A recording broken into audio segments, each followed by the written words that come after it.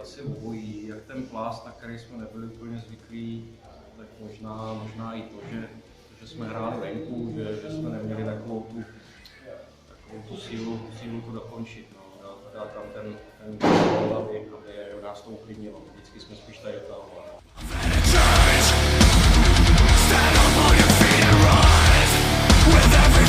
Já si myslím, že určitě, že jako ten tým je teď docela kvalitní, zlepšilo se všechno, od rozehrávky, docela jsme letos si dávali góly, až teď teda tady ty poslední zápasy na Svítkově, ale rozhodně tam ten potenciál je, jako se zlepšit a hrát vejš.